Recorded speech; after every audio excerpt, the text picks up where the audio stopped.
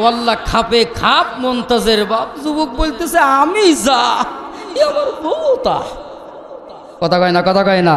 আল্লাহ পাক বলতেছেন আল খবিসাতু লিল খবিসাত। যুবক মনে করতেছে প্রেম করব, বিয়ে করব না। তুমি যেরকম খবিস মার্কা জীবন যাপন করবা, তোমার জন্যই খবিস মার্কা নারী তোমারটাও আরেকজনের সঙ্গে ঘোরাফেরা করতেছে। হেরার গোহাই তোমারি ধ্যান, আসমান থেকে নামে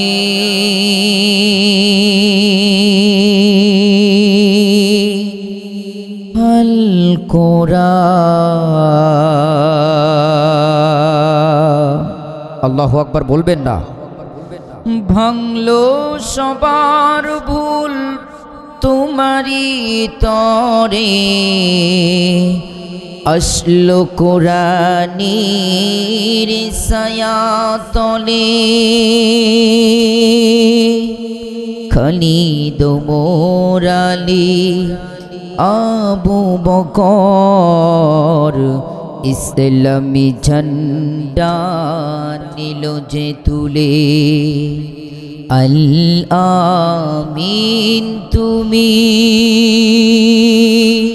ছিলে যে সদা সকল মানুষের তরে।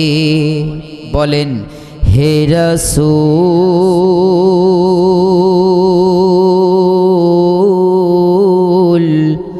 তোমাকে ভুলি আমি কেমন করে। সুখে দুঃখে আপদে বিপদে আল্লাহর নবীকে কখনো কি বলা যাবে? আরো জোরে বলেন, নবীকে কি বলা যাবে? বলেন হে রাসূল তোমাকে ভুলি আমি কেমন করে। হাজারো ব্যথা বেদনার পরে ফিরে আসনি তুমি আপন ঘরে। দিনের আলো তুমি ছড়িয়ে দিতে, চলে গেলে মদিনায় মক্কা ছেড়ে। হে রাসূল তোমাকে ভুলি আমি কেমন করে। হে রাসূল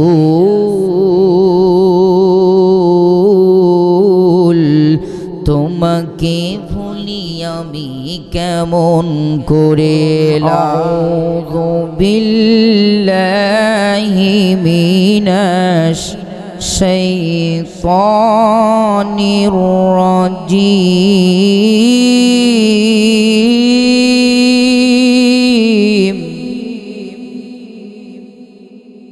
বিসমিল্লাহির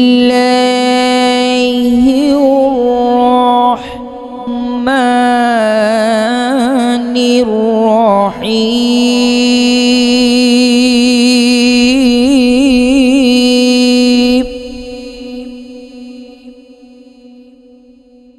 ইয়া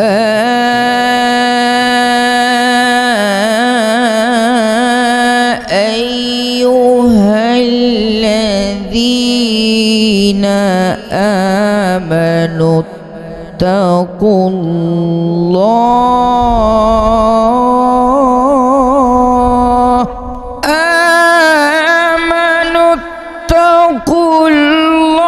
ইত্তাকুল্লাহ ওয়াল তানজুর নাফসুম মা قدمت لغد واتقوا الله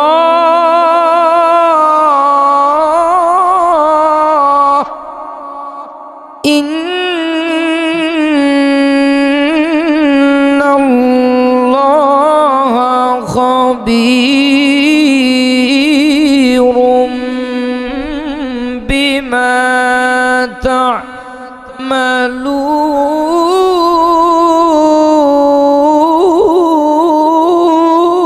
تعملون ولا تكونوا كالذين نسوا الله فأنساهم تنساهم أنفسهم أولئك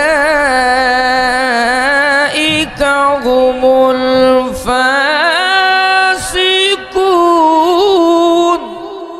لا يستوي أصحاب النار وأصحاب الجنة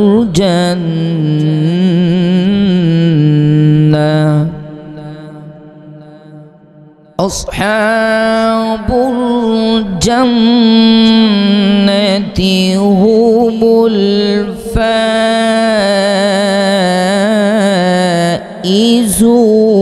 الفائزون لا يستوي أصحاب النار وأصحاب الجنة أصحاب الجنة هم الفائزون الله أكبر بسم الله الرحمن الرحيم وتنزيل من رب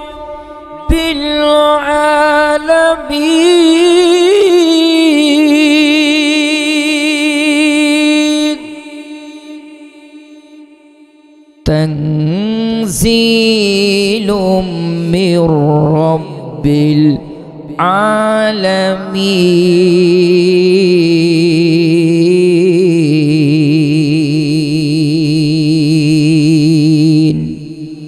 صدق الله العظيم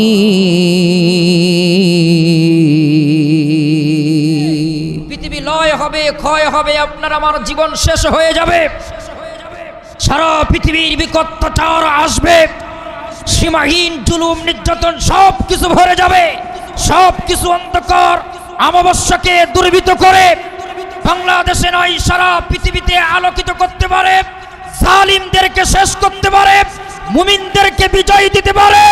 এসব কিছুর একচ্ছত্র ক্ষমতা যিনি রাখেন তিনি কে? আমার ভাইয়েরা, একান্ত আপনজনেরা আমার, আমাদের চিন্তা যেটার ভিতরে আছে, আমাদের চিন্তার বাইরে আল্লাহ পাক সব কিছুই করতে পারেন, তার বাস্তব প্রমাণ বাংলাদেশের এই পরিবেশ। বাংলাদেশের বুকে কোরআনুল কারীমের কথা আমরা বলেছি, বাংলাদেশের বুকে কোরআনের দাস আমরা দিয়েছি, বাংলাদেশের অলিতে গলিতে, শহর বন্দর নগর বিভিন্ন জায়গায় আল্লাহর কোরআনুল কারীমের মাহফিল যেখানেই হয়েছে সেখানেই কোরআন বিরোধী এক শ্রেণীর শক্তিরা বাধা সৃষ্টি করেছে। কোরআনের পক্ষের মানুষগুলো দিনের পর দিন নির্যাতনের শিকার হয়েছে। কোরআনের পক্ষের তাওহীদপন্থী ইমানদার মানুষদের উপরে দিনের পর দিন জুলুম আর নির্যাতন করা হয়েছে, ঘর চড়া হয়েছে, বাড়ি চড়া হয়েছে, ক্রস পরাই দেওয়া হয়েছে, ফাঁসির কাস্টে ঝোলানো হয়েছে। আমরা ইমানদার মুসলমান জীবন দিয়েছি, রক্ত দিয়েছি, কোরআন ছাড়ে নাই, কোরআনের পক্ষে আমরা পালিয়ে পালিয়ে বেড়াচ্ছি। কিন্তু আজকে যারা পালিয়েছে, দেশে বিদেশে বিভিন্ন জায়গায় আত্মগোপন করে আছে, এরা আজকে নিজেরাই অপরাধ করার কারণে আত্মগোপনে আছে। আর আমরা অপরাধ করেছি, আমাদের অপরাধ ছিল কোরআনের পক্ষে থাকার অপরাধ, আমাদের অপরাধ ছিল নবীর আদর্শের কথা বলার অপরাধ, আমাদের অপরাধ ছিল জাহান্নাম থেকে মুক্তি পেয়ে জান্নাতের পথ খোঁজার অপরাধ। এই অপরাধ যদি অপরাধ হয়, মৃত্যুর আগ পর্যন্ত অপরাধ করে যাব।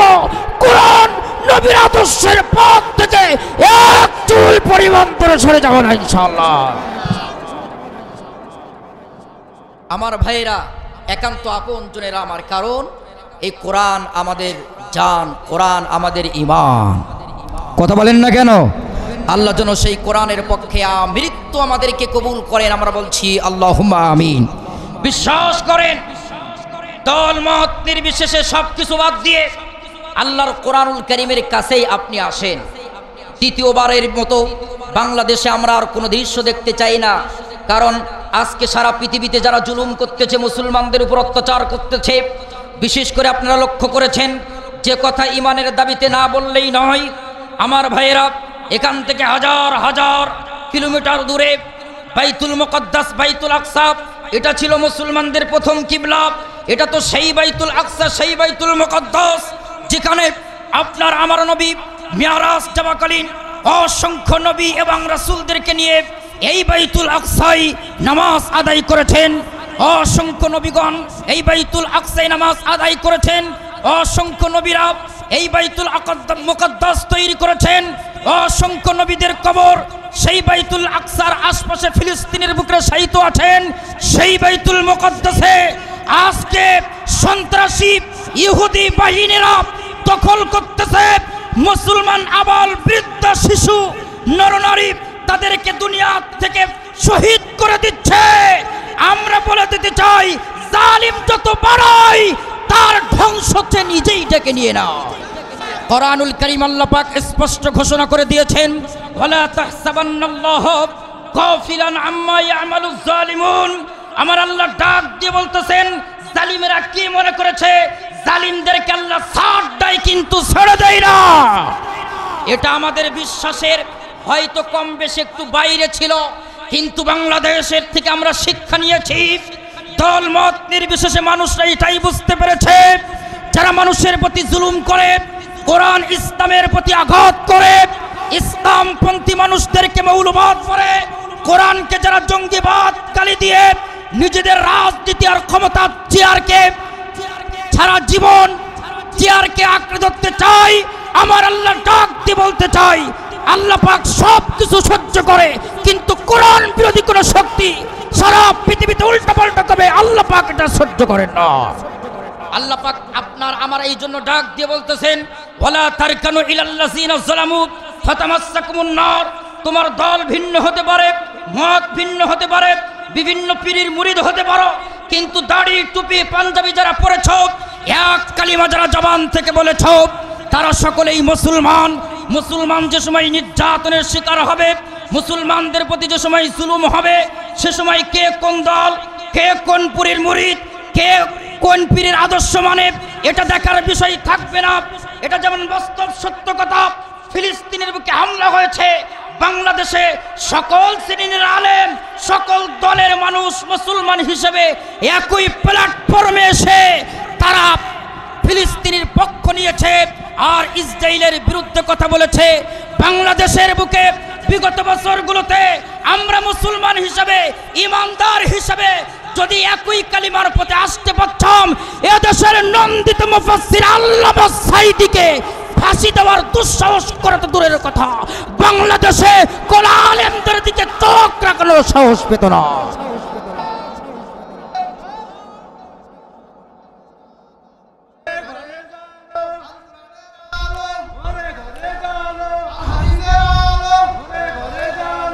আমার ভাইরা, একান্ত আপন জনেরা আমার বিশ্বাস করেন, এই জন্য সব কিছু ভুলে যেতে চাই, এই জন্য হাতে হাত রাখতে চাই। আমি আপনার ভাই, আমিও আপনার ভাই, মোরা হাতে রাখো হাত। এক নবীর উম্মত, বিগত বছরগুলো অন্যায় করেছি, অপরাধ করেছি। আল্লাহ পাক ডাক দিয়ে বলেছেন, ওয়ালিউমাহিসাল্লাহুল্লাযীনা আমানু ওয়া ইয়ামহাকাল কাফিরিন। আল্লাহ পাক ডাক দিয়ে বলতেছেন, আমি ইমানদারদেরকে সংশোধন করার জন্য জালিমদেরকে যুগে যুগে শেষ করি। ইমানদার যারা এর থেকে শিক্ষা নেবে তারা, আর ইমানদার যারা হবে না এর থেকে তারা শিক্ষা নেবে না। আপনার সঙ্গে আমার কোনো বিরোধ নাই, আপনি হয়তো ভুল করতে পারেন, এই কোরআন আপনাকে হাত ছানিয়ে দিয়ে ডাকছে, আল্লাহর নবী আপনাকে সেই নবীর আদর্শের পথে ডাক দিচ্ছে। দলমত নির্বিশেষে আমরা মুসলমান হিসেবে, এক কোরআন এক নবীর উম্মত হিসেবে আগামীর বাংলাদেশকে কোরআনের বাংলাদেশ হিসেবে সাজাতে চাই। ক্ষমতা আমাদের মূল লক্ষ্য নয়, যে যেখানেই আছি কোরআনকেই ভালোবাসবো, নবীর আদর্শের পক্ষে থাকবো। রাজি আছেন কারা কারা? দুহাত উঁচু করে আল্লাহকে দেখিয়ে দিন তারা তারা।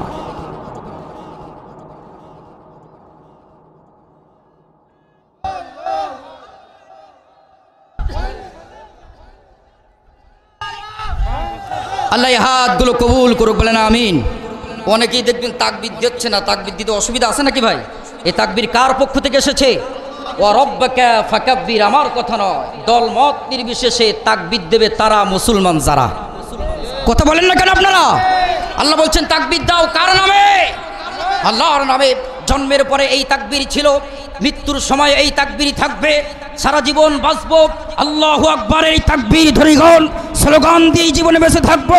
এই তাকবীর দিয়েছেন সর্বপ্রথম ওমর ফারুক মাত্র 13 জন সাহাবীদের সঙ্গে নিয়ে। কাফের শক্তিরা পালিয়ে লেজ গুটিয়ে বাধ্য হয়েছে বদরের প্রান্তরে 313 জন তাকবীর দিয়েছে, কাফের শক্তিরা দূর হয়েছে। আমার ভাইয়েরা, এই জন্য ইমানের দাবি আল্লাহু আকবার, এটা তাকবীরের দাবি। বলেন আল্লাহু আকবার। আল্লাহ যেন কবুল করুক, বলেন আমিন। সবাই বলছি আল্লাহুম্মা আমিন। আমার ভাইয়েরা, আসুন এবার মূল আলোচনায় যাই। আল্লাহ যেন কবুল করে, বলেন আমিন। সবাই বলেন আমিন। কষ্ট হবে আপনাদের, কষ্ট হবে কিছু সময়, কি আপনারা ইনশাআল্লাহ। আমার ভাইরা, আমি বলছিলাম যে একটু যদি দ্রুত উঠানো হয়, এমনি গরমের সময়, এরপর আমাদের প্রত্যেক দিন এখন ধান এবং চাউলের কাজ আছে না নাই? আছে। এই জন্য গরমের সময় কিন্তু সকালবেলা আমাদের সকলের উঠতে হবে। এরপরে মুয়াজ্জিন সাহেব ফজরের আজানও দেবে। যে সময় ফজরের আজান দেবে অবস্থা যেন এমন হয়, এমন না হয় যে হাইয়া আলাস সালাহ হাইয়া আলাল ফালাহ। আমরা একটু আড়পাড়শি শুয়ে বললাম, গতকালকে মাহফিল শুনেছি হাফেজ আরিফুল ইসলাম আজাদির, ওই দিয়েই মোটামুটি চলা যাবে, অন্তত এই অক্তটা ইমাম আর মুয়াজ্জিন দিয়ে তোরাই সালাহ। এরকম কি করা যাবে? এজন্য খুব বেশি লম্বা নয়, মোটামুটি অল্প সময়ের ভিতরে আমরা আলোচনা শেষ করব ইনশাআল্লাহ। আলোচনার শুরুতেই আমার মূল আজকে কথা হচ্ছে, মাহে রমজান আপনার আমার কাছ থেকে বিদায় নিয়েছে। শুধু কি না খেয়ে উপোস থাকার জন্য রমজান প্রত্যেক বছর আসে? না, একটা শিক্ষা দিয়ে যায়। কি শিক্ষা? রমজান মাস আপনার আমার কাছে 4টি শিক্ষা দেয়। কয়টা? আরো জোরে বলেন, কয়টা? 4টি। জানি না মূল তাফসীর এবং মূল কথাগুলো আপনাদেরকে জানিয়ে দিতে পারবো কিনা, কিন্তু হেডিংসগুলো, হেডলাইনগুলো আগে বললেই আপনারা মোটামুটি ব্যাখ্যা বিশ্লেষণ করতেই পারবেন। এজন্য আগেই জানিয়ে দিচ্ছে, জোরে বলুন, মাহে রমজান মাস আপনাকে আমাকে কয়টা শিক্ষা দিয়েছে? এই 4টি শিক্ষা নিয়ে যদি বাকি 11টি মাস চলতে পারি, আল্লাহ পাক এই 4টি শিক্ষার মাধ্যমে, এই 4টি শিক্ষা যদি জীবন যৌবনে প্রত্যেকটি রন্ধে রন্ধে আপনার আমার কর্মজীবন, আপনার আমার সংসার জীবন, আপনার আমার চাকরি জীবন, আপনার আমার ব্যবসা জীবন, প্রত্যেকটা সেক্টরে সেক্টরে এই 4টি শিক্ষা যদি আপনি আমি এই আদর্শ হিসেবে যদি জীবনটা গড়তে পারি, দুনিয়া সুন্দর হবে, দেশ সুন্দর হবে এবং এই মানুষটা জান্নাতি মানুষ হিসেবে আল্লাহর কাছে চলে যাবে। সুবহানাল্লাহ বলবেন না? শিক্ষা কয়টি? এক হচ্ছে কিয়াম, 1 নম্বর কি? 1 নম্বর সিয়াম, 2 নম্বর কিয়াম, 3 নম্বর আল কোরআন, 4 নম্বর আত তাকওয়া। জোরে কোন সুবহানাল্লাহ। ব্যাখ্যা বিশ্লেষণ আসতেছে, তার আগেই বাংলাদেশের অলিতে গলিতে আনাচে কানাচে আল্লাহ পাক আমার মতো ছোট্ট গোলাম বিভিন্ন জায়গায় নিয়ে যায়। বাংলাদেশের বাইরেও আমাকে আল্লাহ সফর করায়, আলহামদুলিল্লাহ। যেখানেই যায় পুরুষদের থেকে মা বোনদের আগমন দ্বিগুণ হয়। কথা বলেন না কেন? আলহামদুলিল্লাহ বলেন। অনেকে মনে মনে ভাবে, না জানি তরিকুল ইসলাম ভাই, আমরা তো মোটামুটি সাইজের দিক থেকে একটু ছোট। কথা কয় না, কথা কয় না, বলতেছি এই ছোট ছোট বক্তাদের দাওয়াত দিয়েছে কি না, এটা মনে করবেন না। কারণ কিছু কিছু জিনিস ছোট হলেও উপকার আছে না নাই? এই বিশাল বড় বট গাছ, বলেন তো দেখি ফলগুলো কি উপকার আছে না নাই? বট গাছ অনুযায়ী যদি ফল হতো, ওর তলায় যদি মানুষ বিশ্রাম নেয়, তাহলে ওই ফল যদি তার মাথায় পড়তো, অসুবিধা আছে না নাই? মূল কথা এটা নয়, বিড়াল কালো হোক কিংবা সাদা হোক, ছোট হোক কিংবা বড় হোক, এটা আমাদের দেখার বিষয় নয়। দেখতে হবে যে বক্তাকে দাওয়াত দিয়েছি, এই বক্তা কোরআন হাদিস অনুযায়ী, বিজ্ঞান তথ্যমূলক বর্তমান প্রেক্ষাপট অনুযায়ী, বাংলাদেশ অনুযায়ী কথা বলতে পারে কিনা। কথা বলেন ঠিক না ঠিক? আল্লাহ যেন আমাদের কথা, মেধা সবকিছু কোরআনের জন্য, দেশ এবং জাতির কল্যাণের জন্য কবুল করুন। বলেন আল্লাহুম্মা আমিন। সবাই বলেন আমিন। আমার ভাইয়েরা, এরপরেও দেখবেন ইসলাম সব থেকে সম্মানিত করেছেন নারীদেরকে। সুবহানাল্লাহ বলেন। কোরআনুল কারীমের ভিতরে আল্লাহ পাক নারীদের নামে একটা সূরা দিয়েছেন। সেই সূরাটার নাম কি?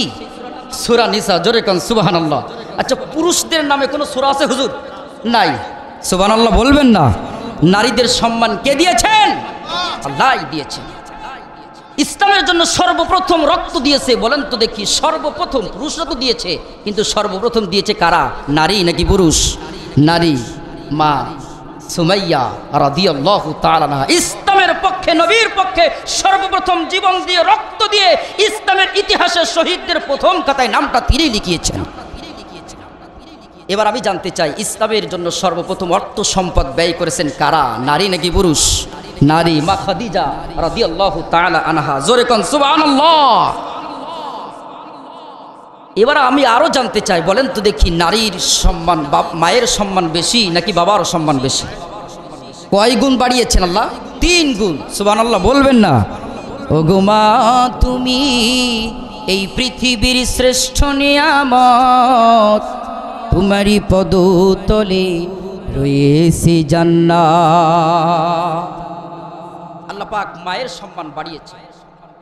এরপরে একটা ঘরে কন্যা সন্তান জন্মগ্রহণ করে, আবার পুত্র সন্তান জন্মগ্রহণ করে, কিন্তু কোন ঘরে আল্লাহর ফেরেশতা নাজিল হয়? যে ঘরে কন্যা সন্তান জন্মগ্রহণ করে। সুবহানাল্লাহ বলবেন না? আরো জোরে কন্যা সুবহানাল্লাহ।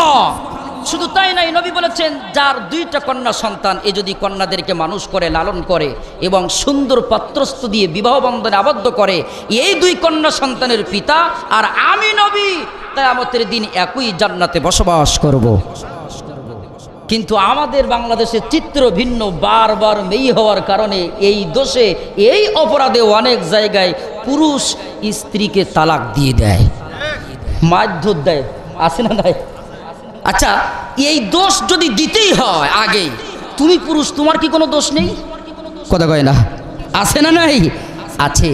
কারণ আমি একটা বিজ্ঞানের ছাত্র, বিজ্ঞান নিয়ে পড়েছি। আমার স্যার আমাকে বলেছে, দেখেন বোঝাচ্ছ, এভাবে বোঝাতেন, এক্স এবং ওয়াই। এক্স মানে হচ্ছে আপনার মেয়ে, ওয়াই মানে হচ্ছে ছেলে। তাহলে এক্স আর ওয়াই, পুরুষদের বীর্যের ভিতরে 2টা জিনিস থাকে, এক্স আর ওয়াই। কি থাকে? এক্স আর ওয়াই। আর নারীদের ভিতরে এক্স এক্স থাকে, অর্থাৎ মেয়ে আর মেয়ে থাকে। পুরুষ যদি তার বীর্য থেকে, অর্থাৎ এখান থেকে এক্স দিতে পারে তাহলে মেয়ে হয়, আর ওয়াই দিতে পারলে ছেলে হয়। তাহলে দোষ যদি দিতেই হয়, এই দোষটা তো আগে এই পুরুষকেই দিতে হয়। কথা বলেন না কেন? মূল বিষয়, মূল কথা এটা নয়। ছেলে মেয়ে এ সব কিছু দেওয়ার মালিক কে?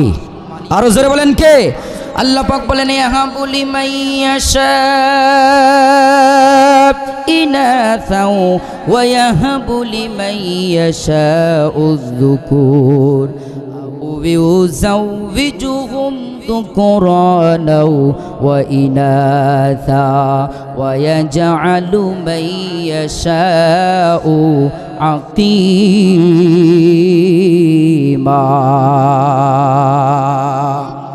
আল্লাহ পাক বলেন, আমি যাকে ইচ্ছা তাকে কন্যা সন্তান দান করি, আবার যাকে ইচ্ছা তাকে পুত্র সন্তান দান করি। যাকে ইচ্ছা শুধু কন্যা, যাকে ইচ্ছা শুধু পুত্র, আবার যাকে ইচ্ছা শুধু কন্যা এবং পুত্র, আবার যাকে ইচ্ছা শুধু পুত্র দান করি, আবার যাকে ইচ্ছা নিঃসন্তান বন্দা বানিয়ে রাখি।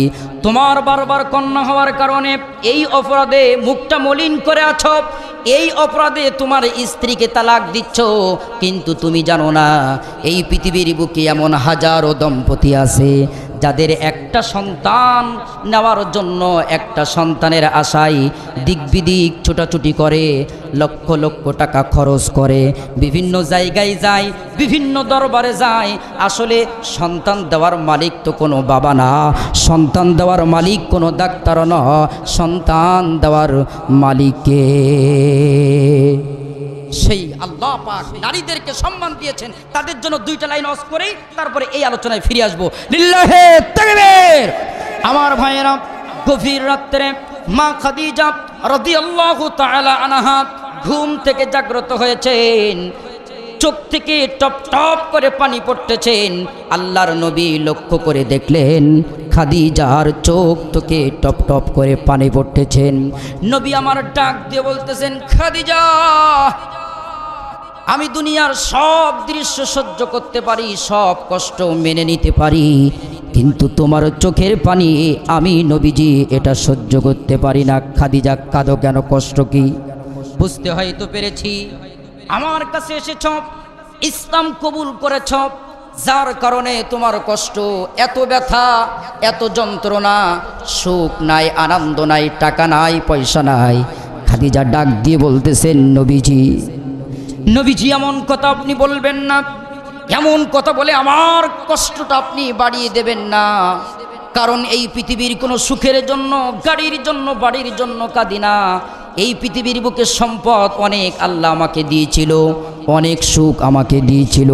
এই সুখটা প্রকৃতপক্ষে সুখ নয়। আপনার কাছে এসে আপনার সংস্পর্শে থেকে অনেক কষ্ট, কিন্তু তার ভিতরেও যে আনন্দ পেয়েছি, যে তৃপ্তি পেয়েছি, আমার জীবনটা ধন্য হয়ে গিয়েছে। তাহলে কাঁদো কেন খাদিজা? তোমার মনের কষ্ট কি? তোমার মনের দুঃখ কি? খাদিজা ডাক দিয়ে বলতেছেন, নবীজি আমি কাঁদি এই জন্য, আমার গভীর রাত্রে ভয় হয়, আল্লাহর ভয়, কবরের ভয়। আমার ভয় হয় বিগত বছরগুলোতে আমি যে অপরাধ করেছি, ঈমানহীন অবস্থায় জীবন যাপন করেছি। আমার জানতে ইচ্ছে হয় আমার আল্লাহ আমাকে কি ক্ষমা করবে না? আমার আল্লাহ আমাকে কি জান্নাত দেবে না? নবীজি ডাক দিয়ে বলতেছেন, খাদিজা কেন নয়? ইসলামের জন্য, কোরআনের জন্য, আমার জন্য তুমি যে ত্যাগ স্বীকার করেছ, তুমি যে কষ্ট করেছ, তুমি যে অর্থ সম্পদ বিলিয়ে দিয়েছ। আমি সারাদিন এই মক্কার বুকে আমার পা দেওয়ার কোনো জায়গা ছিল না, দিন প্রচার করেছি। কাফের বেঈমান আমাকে আমার উপরে নির্যাতন করেছে। আমি যে সময় বাড়িতে এসেছি, তোমার ভালোবাসা পেয়ে আমার সমস্ত সব কষ্ট দূর হয়ে গিয়েছে। তোমাকে পেয়ে আমার জীবনটা আনন্দিত হয়েছে। এই যে ইসলামের জন্য, কোরআনের জন্য যে ত্যাগ তিতিক্ষা আর যে ধৈর্য তুমি ধারণ করেছো, সম্পদগুলো ব্যয় করেছো, আল্লাহ পাক তোমার প্রতি এত বেশি খুশি হয়েছেন। আল্লাহ পাক আসমান থেকে জিবরাইলকে তোমাকে সালাম জানিয়েছেন এবং আল্লাহ পাক তোমাকে জান্নাতি হিসেবে ঘোষণা করেছেন। তো আপনজনেরা আমার, খাদিজা ডাক দিয়ে বলতেছেন, নবীজি আল্লাহ পাক আমাকে সালাম জানিয়েছেন। কিভাবে সালামের উত্তর দিতে হয় এটা তো আমার জানা নাই। আপনি আমার পক্ষ থেকে আল্লাহর সালামের জবাবটা দিয়ে দেন। এবং আরও একটা প্রশ্ন আমি আপনার কাছে জানতে চাই। আল্লাহ পাক আমাকে জান্নাতের রমণী বানিয়েছেন, কিন্তু আমি মা, আমার পেটের কন্যা হলো ফাতিমা। আমি মা, আমার পেটের কন্যা হলো ফাতিমা। আল্লাহ পাক আমাকে জান্নাতের রমণী না বানিয়ে কেন আমার পেটের কন্যা ফাতিমাকে বানিয়েছে?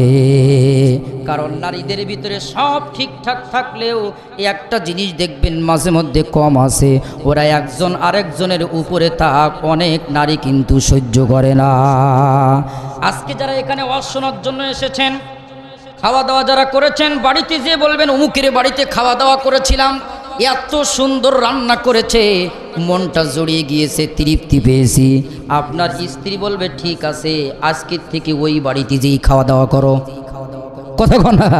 কিংবা দেখবেন আপনার পুত্রবধূ রান্না বান্না করেছে, বৌমার প্রশংসা যদি বইয়ের সামনে একটু বেশি করেন, রাত্রে যে সময় আপনি ঘরেতে যাবেন, বিছানায় যাবেন, আপনার বউটা দেখবেন মুখটা ঘুরিয়ে নেবে, কথা বলে না। এই জন্য আমি ছোট্ট মানুষ হলেও বুদ্ধি আমার কম না। বাংলাদেশের বিভিন্ন জায়গায় ওয়াজ করি, বিভিন্ন খাওয়া দাওয়া করি। আজকে যেমন আলহামদুলিল্লাহ এত সুন্দর রান্না, এত সুন্দর খাওয়া দাওয়া, এত সুন্দর পাক, ও বাড়িতে যেই বলি এত খাওয়া দাওয়া দিল, সব ভালো, কিন্তু তোমার রান্নার হাতের রান্না আমি কোথাও পাই না, কথা কয় না, কথা কয় না। কারণ সব প্রশংসা সব জায়গায় সঠিকভাবে করলে ও মাঝে মধ্যে ঝামেলা আছে না নাই? 3 জায়গায় আল্লাহর নবী বলেছেন মিথ্যা বলাও মাঝে মধ্যে জায়েজ আছে। সুবহানাল্লাহ বলেন, সুবহানাল্লাহ বলবেন না? আরে স্ত্রীর কাছে মাঝে মধ্যে একটু উলট পালট করে, ডাইরেক্ট মিথ্যা কথা নয়। যেমন ঈদের সময় আপনি একটা শাড়ি কিনেছেন, পাশের বাড়ির এক বইয়ের শাড়ি কিনেছে 2000 টাকা, কয় হাজার? আরো জোরে বলেন। আপনি কিনেছেন মনে করেন 1000 টাকা, আপনি যদি দামটা একটু বাড়িয়ে বলেন, ও বলবে আলহামদুলিল্লাহ আমার শাড়ির দাম এত বেশি, খুশি হয়ে যাবে। কিন্তু এখন বলার তো কোনো দৃশ্যই নাই, কারণ এখন বাজারে তো আর পুরুষদের পাওয়া যায় না, অধিকাংশ সব নারীরা, কথা কয় না, কথা কয় না। কারণ পুরুষরা চিন্তা ভাবনা করে এত সমস্যা করি কী লাভ, এত জিনিস দেই, যেটা দেই সেটা পছন্দ হয় না। আগেকার মা বোনদের যেটাই আনতো সেটাই পছন্দ করতো, পছন্দ না হলে একবার একটা বাড়িও ছিল। আর এখন উল্টো বাড়ি মারে তারা আমাদের, কি ঠিক আছে না নাই, আছে না নাই, কি বাস্তব কিনা বলেন তো দেখি। আমার ভাইয়েরা, একান্ত আপনজনেরা আমার, কিন্তু খাদিজা তো এমন কোনো নারী নয়, খাদিজা তো এমন কোনো মহিলা নয়। খাদিজা জানার জন্য বলতেছেন, নবীজি আমি মা, আমার পেটের কন্যা হলো ফাতিমা। আল্লাহ পাক আমাকে জান্নাতের রমণী না বানিয়ে কেন ফাতিমাকে জান্নাতের রমণী বানিয়েছে? আল্লাহর নবী বললেন, ও খাদিজা, দুইটা আমল তোমার থেকে ফাতিমার জীবনে বেশি থাকার কারণে আল্লাহ তোমাকে জান্নাতের রমণী না বানিয়ে ফাতিমাকে জান্নাতের রমণী বানিয়েছে। এক নাম্বার, আমি জানতে চাই কত বছর বয়সে তুমি ঈমান এনেছো? খাদিজা চোখের পানি ফেলে আর বলে, নবীজি আমার বয়স যে সময় 40 বছর, আপনার বয়স 25 বছর। 25 বছর বয়সে আপনি আমাকে বিবাহ বন্ধনে আবদ্ধ করেছেন। দীর্ঘ 15 বছর ঘর সংসার করেছি। 40 বছর বয়সে আপনি নবুয়ত প্রাপ্ত হয়েছেন। আল্লাহর পক্ষ থেকে ওহী নাজিল হয়েছে। দিনের দাওয়াত সর্বপ্রথম আপনি স্ত্রী হিসেবে আমার কাছে দিয়েছেন। আপনার ভিতরে যে আদর্শ, আপনার ভিতরে যে গুণাগুণ আমি দীর্ঘ 15টি বছর আমি দেখেছি, আমি বুঝতে পেরেছি আপনি সাধারণ কোনো মানুষ নয়, আপনি যে আখিরি জামানার পয়গম্বর, এতে কোনো সন্দেহ না। আল্লাহু আকবার। আল্লাহর নবী বললেন, ও খাদিজা, এবার আমি জানতে চাই তোমার পেটের কন্যা কত বছর বয়সে ঈমান এনেছে? খাদিজা বলতেছে, ইয়া রাসূলুল্লাহ, আমার পেটের কন্যা ফাতিমা পেট থেকে বাইর হয়েছে, দুনিয়ায় ঈমান নিয়ে জীবন যাপন করেছে। আল্লাহর নবী বললেন, খাদিজা, এই একটা আমল তোমার থেকে ফাতিমার বেশি থাকার কারণে আল্লাহ তোমাকে জান্নাতের সর্দারিনী না বানিয়ে ফাতিমাকে জান্নাতের সর্দারিনী বানিয়েছে। আল্লাহু আকবার। 2 নম্বর, কত বছর বয়সে তুমি পর্দা করেছো? খাদিজা ডাক দিয়ে বলতেছেন, নবীজি ঈমান তো এনেছি অনেক পরে, পর্দার কথা, পর্দার আয়াত তো সে সময় নাজিল হয় নাই। এবার আল্লাহর নবী বললেন, ও খাদিজা, তোমার পেটের কন্যা ফাতিমা কত বছর বয়সে পর্দা করেছে? কারণ পর্দা করা নারীদের জন্য নফল নয়, সুন্নাত নয়। আল্লাহ পাক কোরআনুল কারীমের ভিতরে বলেন, ওয়াকরনা ফি বুয়ুতিকুন্না ওয়ালা তাবাররাজনা তাবাররুজাল জাহিলিয়াতিল উলা। পর্দাহীনভাবে সমাজে চলাফেরা করে তারা, জাহিলি সমাজের নারীদের মতো হবে তারা। আল্লাহ পাক এই পর্দাকে ফরজ করেছেন কারণ কি? ছোট্ট একটা উদাহরণ, একটা নারকেল গাছে ডাব হয়, এই ডাবের ভিতরে পানি হয়, এটার নাম যেমন পানি। আবার লক্ষ্য করেন, খাল বিলের পচা পানি, এটার নাম তেমন পানি। ওই ডাবের পানি খেলে অসুস্থ মানুষ সুস্থ হয়, কিন্তু খাল বিলের পানি খেলে সুস্থ মানুষ পর্যন্ত অসুস্থ হয়ে যায়। আজকে সমাজে নারীরা এমনভাবে চলাফেরা করে, আমার ভাইয়েরা, এই দৃশ্য দেখে অধিকাংশ যুবক, সুস্থ যুবকরাও পর্যন্ত অসুস্থ হয়ে যাচ্ছে। কথা বলেন না কেন? অবস্থা এমন হয়, লেনদেন হয়, আর আমাদের পার্শ্ববর্তী মন্টুর বাগানের তো কোনো অভাব নাই। কথা বলেন না কেন? অবস্থা এমন হয়, রাত 12টা পর্যন্ত টুনা টুনির গল্প আছে না নাই? আরো জলে আছে না নাই? মোবাইল আসিল, কি দোলা লাগিল, পড়ালেখায় মন বসে না। মোবাইল না দিলেই ছেলে যেন পড়বেই না, পরীক্ষাই দেবে না। কথা কয় না? আছে না নাই? আমার ভাইয়েরা, এখন মোবাইলের মাধ্যমে কি হয়? মোটামুটি মনে হয় ওই কোরআন শরীফ আর হাদিস শরীফের আলোচনা করা হয়। কি করা হয়? আপনারা তো বুঝবেন না, যারা যুবক তারা বুঝতেছে। এখন যুবক মোটামুটি এই করে, মোটামুটি বলে একটু টাইম পাস, কি পাস, আবার বলে অমুক মেয়ে আমার ক্রাশ। মুরব্বীরা রাগ করেন না, বাস্তবতা বোঝাচ্ছি। এই যে পহেলা বৈশাখ উপলক্ষে অবস্থা তো এমন হয়েছে, বাংলাদেশের বুকে পয়লা বৈশাখ এর আগে তো একরকম, এখন আরেক রকমভাবে পালন হচ্ছে। কথা বলেন না কেন? কিন্তু সেই দৃশ্যই আছে। আমাদের স্বভাবের কি পরিবর্তন হয়েছে? কথা বলেন ঠিক না বেঠিক? এখন যুবকদের ব্যাপারে জাস্ট 2 থেকে 3 মিনিট ভালো করে শুনুন। যুবক প্রেম করে, যাই করে, বিয়ের সময় বলে, দোস্ত আমি এবার বিয়ে করবো, একটু ভালো মেয়ে খোঁজতো। যুবকদের জন্য একটু ভালো করে এই ওয়াজটা একটু কান পেতে একটু শোনো। হ্যাঁ, যুবকরা আছে না? আজকে আমি দেখেছি যুবকরা আমাকে তাকবীর দিতে দিতে নিয়ে এসেছে। যুবকদের আজকে এমন হজ হবে, প্রেমে একবারে গিট্টি বেঁধে যাবে। কি মুরব্বীরা আপনারা কি রাগ করতেছেন? রাগ করতেছেন? একটু ওয়াজ কি কিছুক্ষণ চলবে চলবে চলবে? লিল্লাহে তাকবীর। আমি আপনাদের জন্য আসি, ওয়াজ আছে আমার কাছে আলহামদুলিল্লাহ বলেন। ওই যে 4টে পয়েন্ট বলেছি না, বেশি সময় নেব না ইনশাল্লাহ, অল্প সময়ের ভিতরে শেষ করব। এরপরও আমাদের আছে আজকে কি তাবারকেরও ব্যবস্থা আছে আলহামদুলিল্লাহ বলেন। এখন যুবক প্রেম করে আর যাই করে বলে যুবক বন্ধু একটু বিয়ে করতে চাই, একটু ভালো মেয়ে দরকার। এখন বন্ধু বলতেছে দোস্ত তুই কি ভালো? কথা কয় না। তা আমি যাই হয় হোক আমার দরকার হচ্ছে কি একটু ভালো মেয়ে। এখন ভালো মেয়ে কিভাবে খুলবে? এখন তো ক্লাস 3, 4, 5, 6, 7 এ ওর এটা ওর আগের থেকে সিলেকশন হয়ে যায়। কথা বলেন ঠিক না ভাই? ঠিক। আমার ভাইয়েরা এমতো অবস্থায় পরীক্ষা করবে কিভাবে? যুবক বলতেছে আমি মেয়ে দেখতে যাব, বিয়ের দিন তারিখ ঠিক হবে, বিয়ের দিন তারিখ ঠিক হওয়ার যে সময় হয়ে যাবে তার আগেই তাকে প্রেমের অফার করব, ঘুরতে নিয়ে যাব। যদি ঘুরতে না যায় তাহলে মনে করব এই মেয়েটা ভালো। এখন একটা মেয়ে দেখেছে, পছন্দ হয়ে গেছে, তাকে অফার করছে, বলতে বন্ধু চলো না একটু ঘুরে আসি। এখন তো তোমার ওই গার্লফ্রেন্ডের বলতেছে যে বিয়ে তো ঠিক হয়ে গেছে, তা বলতেছে ঠিক আছে বিয়ে তো ঠিক হয়েছে, মেয়েরা তো সরলা সবলা, ঘুরতে যায়, বিয়ের দিন আসে। এখন মেয়ে বলে তুমি তো আমাকে বিয়ে করবা। বলতেছে কিসের বিয়ে? আমার সঙ্গে ঘুরতে গেছো, না জানি কত মেয়ে যুবকের সঙ্গে ঘুরতে গেছো, তোমার সঙ্গে বিয়ে করব। আরো জোরে বলেন বিয়ে করব না। এমত অবস্থায় দ্বিতীয় মেয়ে দেখতে যায়, তাকে অফার করে। মেয়েরা সরলা সবলা ঘুরতে যায় কিন্তু বিয়ে করে না। 3 তারিখ 3 দিনের দিন যে মেয়েটা দেখেছে 3 নম্বর যে মেয়েটা, এই মেয়েটা দেখার পর মেয়েকে অফার করে, বলতেছে তোমার সঙ্গে আমার বিয়ে বন্ধনে আবদ্ধ হয়ে গেছে, চলো না একটু ঘুরতে যায়। মেয়ে বলতেছে বেয়াদব। এ মনে মনে বলতেছে যে অতটা করে আসছি না, ভুল যা করেছি আগে আগে করেছি। মেয়ে বলতেছে বেয়াদব, বিয়ের আগে এটা ঘোরা ইসলামী শরিয়াতে কোনো জায়েজ নাই।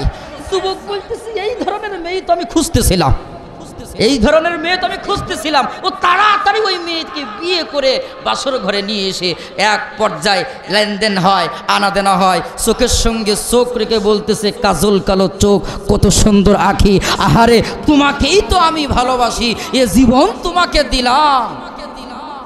গান আছে না নাই? সেই জীবন কার? জীবন কার? জীবন কি কোনো মেয়ের কি দেওয়া যাবে? ও একেবারে গান ধরিছে, এ জীবন তোমাকে দিলাম। কি গান ধরেছে!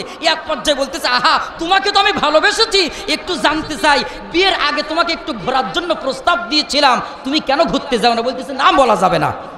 বলতে না একটু বলো না। বলতে বললে অসুবিধা আছে। কিসের অসুবিধা? আমি তোমাকে ভালোবেসেছি, কোনো অসুবিধা হবে না। বলতেছে না অত ভুল আমি করব না, মাথায় হাত দিয়ে আমাকে ঔদাবদ্ধ করতে হবে, তোমাকে প্রতিশ্রুতি দিতে হবে, তুমি আমাকে কিচ্ছু বলবো না। বলতেছে বলার তো কোনো অসুবিধা নেই, বিয়ে তো হয়ে গেছে। বলতেছে শোনো, বিয়ের আগে তোমার মতো আমার বিয়ে ঠিক হয়, তার সঙ্গে প্রেম হয়, বিয়ের আগে আমি একটু ঘুরতে যাই, কিন্তু ঘোরাফেরা হয়, কিন্তু মাগার বিয়ে করে না। 3য় দিনের মাথায় আমি মনে মনে ভাবছিলাম এবার থেকে আর প্রেম নয়, বিয়ে করে একবারে লিখিতবদ্ধ হয়ে সমাজকে জানিয়ে তারপরে ঘোরাফেরা হবে। যে ঘোরাফেরা উল্টো পাল্টা করলে সমাজ নিজেই প্রতিবাদ করবে। যুবক মাথায় হাত, ওয়াল্লাহ খাপে খাপ মুনতাজের বাপ। যুবক বলতেছে আমি যা, আমার বউটা। কথা কয় না? কথা কয় না? আল্লাহ পাক বলতেছেন আল খবিসাতু লিল খবিসাত। যুবক মনে করতেছে প্রেম করব, বিয়ে করব না। তুমি যেরকম খবিস মার্কা জীবন যাপন করবা, তোমার জন্যই খবিস মার্কা নারী তোমারটাও আরেকজনের সঙ্গে ঘোরাফেরা করতেছে। এই জন্য যুবকরা এই ঔদাবদ্ধ করো, প্রেম যদি করি বিয়েই পরেই করব। এখন এই ওয়াজ শোনার পর এক মুরব্বী স্টেজ থেকে নামার পর বলতেছে বাপ সন্দিন তুই তো আমার ছেলের মতো। আমি হ্যাঁ কোনো অসুবিধা নেই। বলতেছে একটা প্রশ্ন করবো? তো বলতেছে আমি বলতেছে হ্যাঁ করেন। বলতেছে তুই যে ওয়াজ করলি যে আমি যা তোমার শাশিও তা, অর্থাৎ আমি যা আমার বউ হবে তা, তা আমি তো যুবক বয়সে একটু উল্টো পাল্টা করেছিলাম, তা আমি যা তোর শাশিও কি তা? এই প্রশ্নের জবাব আমি ছেলের মতো বয়সের, আমি কি জবাব দেবো? আমি বলতেছি চাচা ও যা হয়ে গেছে ও বাদ দেন দিন, ও বাদ দেন। বলছি না তো চাষির দেখলি তো আমার মনে পড়বে আমি সব করিলাম, তো চাষিও কি তাই করিল। আমি বলতেছি চাচা একটু ভালো তো হতে পারে, এখন বাদ দেন, তওবা তুমি করিও, যা হয়েছে ওই পর্যন্ত হোক। বুড়ো বয়স আর ভীমরতি দেওয়ার দরকার নেই। ওই ছেলে আছে, মেয়ে আছে, পোতা আছে, পুতনা আছে, উল্টো পাল্টা করলে কিন্তু আচ্ছা পিটান দেবে। কথা বলে না, কথা বলে না আমার ভাইয়েরা। মূল কথা এটা নয়, মূল কথা আমি যেটা বোঝাচ্ছিলাম, খাদিজার যে পর্দার কথা বলতেছিল, আজকে নারীরা পর্দাবিহীন চলাফেরা করতেছে। আমার ভাইয়েরা, যে নারীরা ভালো হবে তার পেট থেকে সুন্দর সন্তান হবে। একটা পচা ডিম থেকে যেমন ভালো বাচ্চা আশা করা সম্ভব নয়, ধর্মহীন নোংরামিতে নিমজ্জিত একটা মায়ের পেট থেকে কখনো ভালো সন্তান আশা করা সম্ভব নয়। ওর পেট থেকে নন্দিত মুফাসসির আল্লামা সাইদি হবে না, ওর পেট থেকে যেটা হবে সেটা হবে ডিপ জল। আজকে মায়েদের পেটে সন্তান যায়, নারীরা কি করে বলে একটা মোবাইল দেখতে চাই, একটু সময় কাটাতে চায়। আমার ভাইয়েরা, কিন্তু ওরা তো জানে না এই মায়ের পেটের ভিতরে যে সময় সন্তান চলে যায়, আজকে বিজ্ঞান বলছে, কোরআন যেটা বলছে, বিজ্ঞান সেটা বলছে। আল্লাহ পাক ডাক দিয়ে বলতেছেন, ওয়াজআলা লাকুমুস সামআ ওয়াল আবসারা ওয়াল আফইদা। মায়ের পেটের যে সময় সন্তান চলে যায়, 3 মাস হওয়ার পরপরই ওই সন্তানের সর্বপ্রথম কান আল্লাহ সৃষ্টি করে দিয়ে দেয়। জোরে কন্যা সুবহানাল্লাহ। আল্লাহ পাক কান সৃষ্টি করে দেয়, পৃথিবীর সব শব্দগুলো তার কান শুনতে পায়। আল্লাহু আকবার। মায়ের একটা গর্ভবতী নারী যে সময় গান শোনে, বাজনা শোনে, উল্টা পাল্টা করে, এই সব কিছু এই সন্তানের পেটের ভিতর থেকে শুনতে পায়। এই জন্য বড় পীর আব্দুল কাদের জিলানী রহমতুল্লাহ আলাইহি যে সময় মক্তবে গেলেন, হুজুর পড়ায় আলিফ, তিনি বলেন বা, হুজুর পড়ে আউযু বিল্লাহ, তিনি বলেন বিসমিল্লাহ। হুজুর জিজ্ঞেস করতেছেন, বাবা এগুলো কোথা থেকে শিখেছো? আব্দুল কাদের জিলানী রহমতুল্লাহ আলাইহি তিনি বলতেছেন, হুজুর শুধু আলিফ বা আউযু বিল্লাহ বিসমিল্লাহ নয়, এভাবে কয়েকটি পারা আমি মুখস্থ করেছি। আমি যে সময় মায়ের পেটের ভিতরে ছিলাম, আমার মা প্রতিনিয়ত রাত্র সন্ধ্যাবেলা কোরআন পড়তো, ওই কোরআন আমি শুনতাম। আমার আল্লাহ কোরআন আমার ব্রেনের ভিতরে ঢুকাই দিয়েছে। আজকে সন্তান সুন্দর হওয়ার জন্য হুজুরের কাছে যাই, কিন্তু আল্লাহ বলতেছেন সন্তান সুন্দর হওয়ার জন্য কোরআনুল কারীমের ভিতরে একটা সূরা আছে, সূরা ইউসুফ। মায়ের পেটের ভিতরে যে সময় সন্তান চলে যায়, কোন গর্ভবতী নারী যদি সূরা ইউসুফ তেলাওয়াত করে, আল্লাহ পাক ইউসুফ আলাইহিস সালামের মতো সুন্দর চেহারা বানিয়ে দেবে। এই সন্তান সুন্দর হবে। জোরে কোন সুবহানাল্লাহ। সূরা বাকরা তেলাওয়াত করলে ওই শয়তানকে আল্লাহ পাক শয়তানি ওয়াসওয়াসা থেকে মুক্ত দিয়ে দেবে। জোরে কোন সুবহানাল্লাহ। সূরা রহমান, সূরা ইয়াসিন তেলাওয়াত করতে হবে। জোরে কোন সুবহানাল্লাহ। একান্ত আপনজনেরা আমার গভীর মনোযোগ দেন। আল্লাহর নবী বললেন, খাদিজা পর্দা তুমি করো নাই, তোমার পেটের কন্যা তো ঠিকঠাক মতো পর্দা করেছে। এই দুইটা আমল তোমার থেকে খাদিজার বেশি থাকার কারণে আল্লাহ তোমাকে জান্নাতের রমণী না বানিয়ে ফাতিমাকে জান্নাতের রমণী বানিয়েছে। ফাতিমার সঙ্গে নবীজির দেখা, নবী মুসকে মুসকে হাসতেছেন। ফাতিমা জিজ্ঞেস করলেন, কেন মুসকে মুসকে হাসেন? আল্লাহর নবী বললেন, তোমার মায়ের সঙ্গে গত রাত্রে একটা বিষয়ে কথা হয়েছে, আল্লাহ তোমাকে কেন জান্নাতের রমণী বানিয়েছে, তাই তো তোমার মা আমার সঙ্গে ঝগড়া করেছে। ফাতিমা আনন্দে আত্মহারা। আল্লাহু আকবার বলেন। আনন্দে আত্মহারা যে সময় হয়েছে, আল্লাহর নবী বললেন, ফাতিমা আনন্দে আত্মহারা হয় না, কারণ তুমি জান্নাতের রমণী হতে পারো। তোমার আগেও আরো একজন নারী আল্লাহ পাক কিয়ামতের দিন জান্নাতে প্রবেশ করাবে। কোন আমলের কারণে? মা ফাতিমার আগে আরো একজন নারী আল্লাহর জান্নাতে প্রবেশ করবে। আমি জানতে চাই, নারীদের জন্য, মায়েদের জন্য এই মজার শোনার দরকার আছে না নাই? কিন্তু এখন থাক, এবার একটু এদিকে আসা যাক। বলেন ঠিক না বে ঠিক? লিল্লাহে তাকবীর। আজকে মরলে কালকে 2 দিন,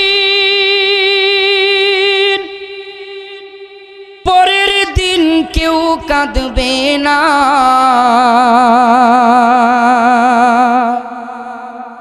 আজকে মরলে কালকে 2 দিন, পরের দিন কেউ কাঁদবে না। যাদের জন্য করলা কামাই, মরলে কিন্তু চিনবে না।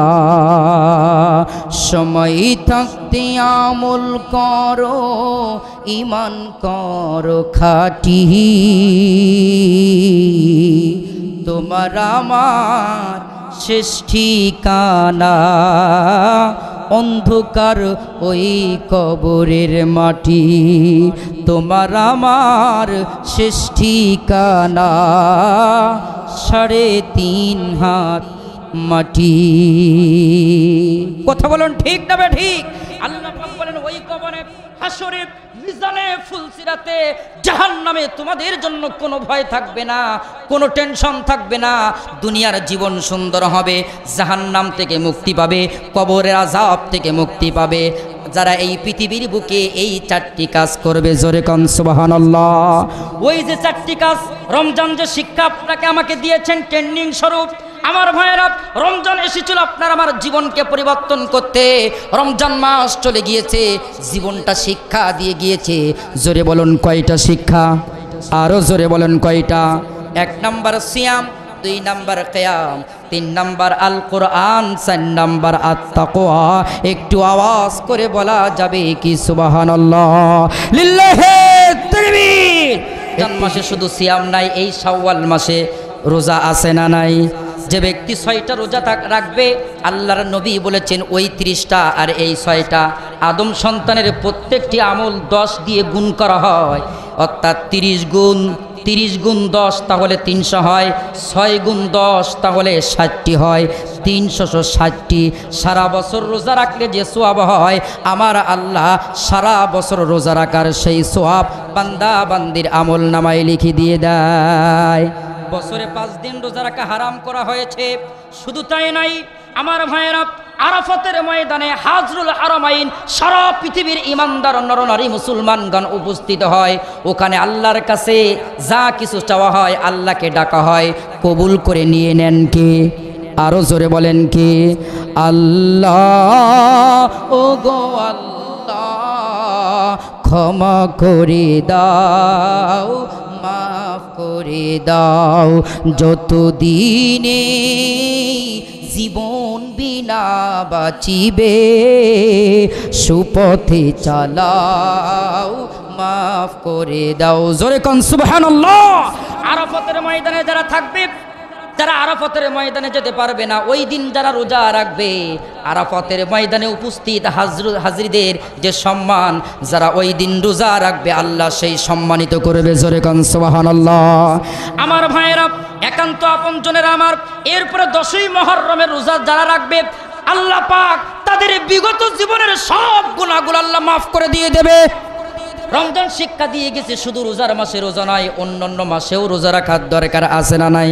ছোট্ট করে আমি আপনাদেরকে বোঝাচ্ছি, খাও দাও ফুর্তি করো, জীবনটা আনন্দ আর মস্তবর এভাবেই শেষ করলে হবে না, সময়ের মূল্যটা দিতে হবে। বারবার কিন্তু সময়টা ফুরিয়ে যাচ্ছে। ইবনে তাইমা রাহমাতুল্লাহ আলাইহি তিনি কত সুন্দর কথা বলেছেন। মানুষের মৃত্যু হয়েছে, ব্যবসা বাণিজ্যই ক্ষতি হয়েছে, এটা মূল ক্ষতি নয়। মূল ক্ষতি তার প্রত্যেকটা মুহূর্তে জীবনের সময়গুলো ফুরিয়ে যাচ্ছে। ব্যবসায় ক্ষতি হয়েছে, বুদ্ধি করে টাকা পয়সা দিয়ে আবার নতুন করে সুন্দর করে ব্যবসায় লাভ করতে পারবে। স্বাস্থ্যের ক্ষতি হয়েছে, ডাক্তার দেখিয়ে স্বাস্থ্যটা সুন্দর করতে পারবে। কিন্তু যদি মৃত্যু এসে যায়, সময় যদি ফুরিয়ে যায়, খসিরত দুনিয়া ওয়াল আখিরা, সে শুধু দুনিয়ায় ক্ষতিগ্রস্ত নয়, পরকালে ক্ষতিগ্রস্ত যে হবে সেই সব থেকে বেশি ক্ষতিগ্রস্ত। এই জন্য প্রত্যেকটা মুহূর্তে সময় ফুরিয়ে যাচ্ছে, গোনা দিন কিন্তু শেষ হয়ে যাচ্ছে।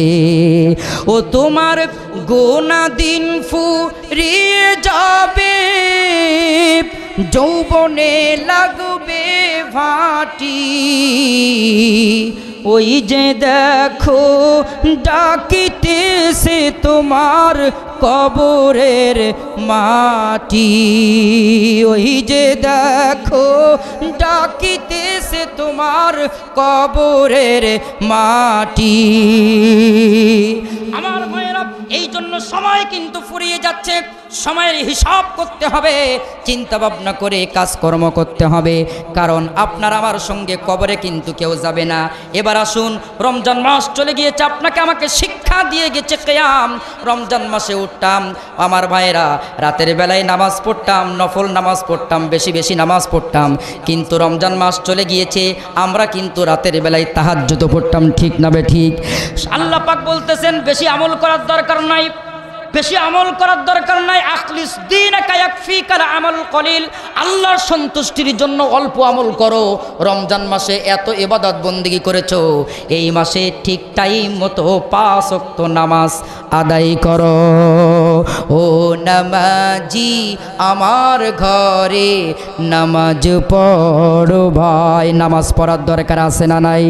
সালাত কায়েম করো, সালাত কায়েম করো, হবে জান্নাতি তুমি, হবে সম্মানী তুমি। জোরে কোন সুবহানাল্লাহ।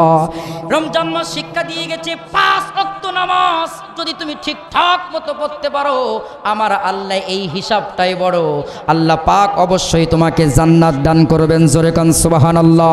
3 নাম্বার, রমজান মাসে বরকত। রমজান মাসে এত বরকত, এত বরকত, কারণ কি? এই মাসে আল্লাহর কোরআন নাজিল হয়েছে, এই মাসে আল্লাহর কোরআন নাজিল হয়েছে, যার কারণে এত বরকত। কোরআন পড়েছে মানুষ, যত বেশি কোরআনে হাত দিয়েছে তত বেশি বরকত হয়েছে। এই জন্য কোরআন ছাড়া বরকত নাই, কোরআন ছাড়া মানুষের জীবনে কোনো পরিবর্তন নাই।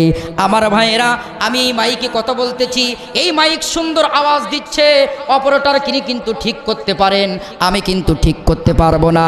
আমি ওয়াজ করতে পারি কিন্তু মাইক ম্যান এই ঠিকঠাক মতো সাউন্ডটা দিতে পারবে। এই পৃথিবীর মানুষদেরকে আমার আল্লাহ সৃষ্টি করেছেন, এই মানুষেরা কোন পথে কোন দিকে চলবে। আজকে মানুষ দিক বিদিক ছোটাছুটি করতেছে, বাংলাদেশের বুকে মানুষরা মনে করতেছে এই দেশটা কিভাবে শান্তি আসবে, কিভাবে একটা বৈষম্য সুন্দর সমাজ আমরা উপহার পেতে পারবো। কেউ চীনের দিকে সাড়া দিচ্ছে, কেউ আমেরিকার দিকে নজর দিচ্ছে, কেউ ভারতের দিকে তাকিয়েছে। আল্লাহ পাক ডাক দিয়ে বলতেছে, পৃথিবীর মানুষেরা শান্তির জন্য মানুষ দিক বিদিক ছোটাছুটি করেছে, নিজের মন মস্তিষ্ক আইন তৈরি করেছে, শান্তি পেতে পারে নাই। শান্তি দেওয়ার মালিক পৃথিবীর মানুষ নয়, শান্তি দিয়েছেন যিনি, এ কোরআন পাঠিয়েছেন তিনি। আল্লাহু আকবার। জোরে কোন সুবহানাল্লাহ। কোরআন শান্তি, কোরআন হচ্ছে মুক্তি। জোরে কোন সুবহানাল্লাহ। 4 নম্বর, কোরআন অনুযায়ী যখন জীবন সুন্দর করে গড়ব, আল্লাহ পাক বলতেছেন তোমার অন্তরের ভিতরে ভয় রাখতে হবে একজনের। তিনি কে? আরো জোরে বলেন, তিনি কে? রমজানুল মুবারক মাসে ভাই ছিল আল্লাহর ভাই, যার নাম তাকওয়া। রমজান মাসে রোজা রেখেছেন, পানি খান নাই, হারাম খান নাই। কারণ কি?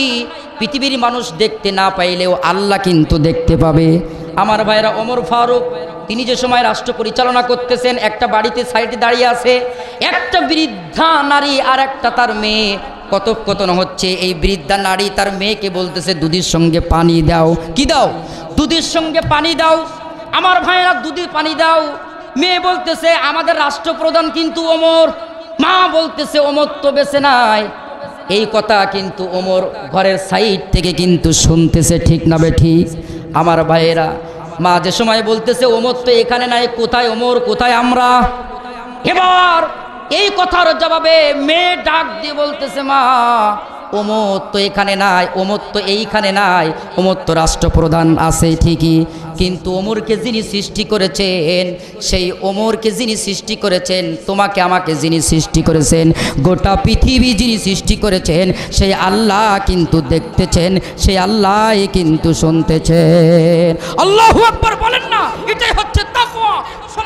প্রত্যেকটা অন্তরে অন্তরে, কাজে কর্মে, চাকরিতে বাকরিতে, আইন যে সময় সুন্দর করে জমিতে দেয়, আমার ভাইয়েরা, আপনার জমি থেকে অন্য জমি যে সময় নেই, এই দৃশ্যকে দেখতে পায়। জোরে বলেন কে?